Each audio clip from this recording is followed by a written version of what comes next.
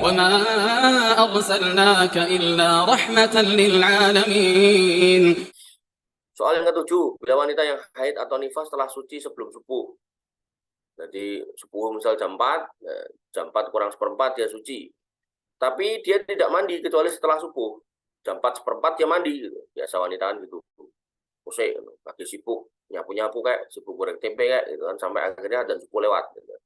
Dan subuh lewat dia baru mandi. Apakah puasanya sah atau tidak? Jawabannya ya. Puasanya seorang wanita yang haid hukumnya sah bila ia telah suci sebelum fajar, meski dia tidak mandi kecuali setelah terbit fajar. Sah.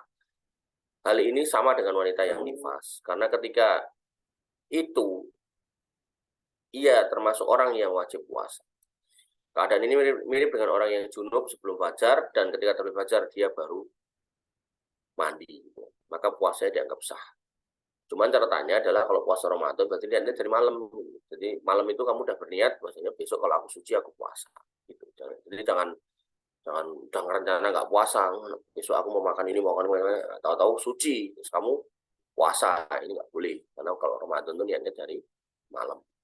Ini berdasarkan dengan Allah Subhanahu Wa Taala, wa batahu ma kataballahu lakum, maka pergaulilah mereka, wa kulu wasrabu, dan ikutilah apa yang ditetapkan Allah untukmu, dan makan dan minumlah hatta yatabayyana lakumul khaytu al abyadu minal khaytil aswadi minal fajr, dan makan dan minumlah hingga terang bagimu benang putih dari benang hitam, yaitu fajar. Jadi fajar itu kalau malam, kalau zaman dulu kan nggak ada lampu ya. Jadi kalau ada benang hitam itu karena malam, benang putih karena malam, jadi ketok hitam. Tapi kok kamu sudah bisa membedakan benang hitam dan benang putih, berarti itu sudah masuk waktu fajar, sudah masuk waktu subuh. Dalam ayat ini, ketika Allah Subhanahu Wa Taala mengizinkan jima hingga terbit fajar, maka konsekuensinya ialah seorang tidak akan mandi kecuali setelah terbit fajar. Jadi jimaknya seorang suami istri itu boleh dilakukan sampai terbit fajar. Nah, artinya sampai adzan dulu.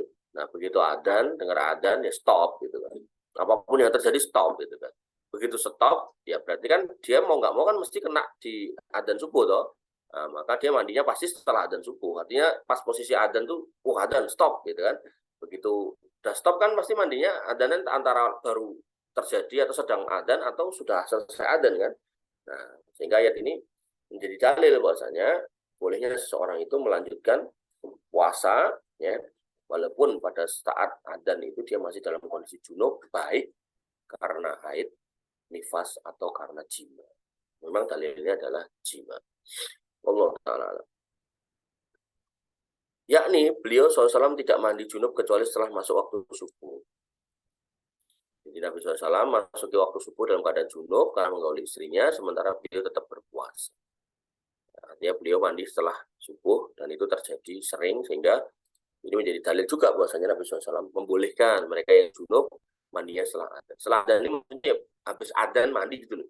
Bukan setelah adzan subuh, dan subuh jam 4, mandinya jam 7, kamu sholatmu jam berapa gitu.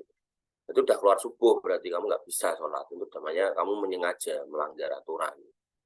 Makanya jangan terbiasa bangun siang, itu bukan kebiasaan orang muslim ya, itu kebiasaan orang kafir.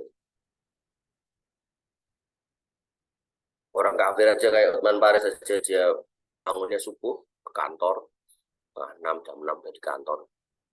Masa kita orang Islam yang punya adzan subuh malah bangun siang. Demikian yang bisa kita sampaikan dan kita diskusikan. Kurang lebih mohon maaf. Assalamualaikum warahmatullahi wabarakatuh. Assalamualaikum warahmatullahi wabarakatuh.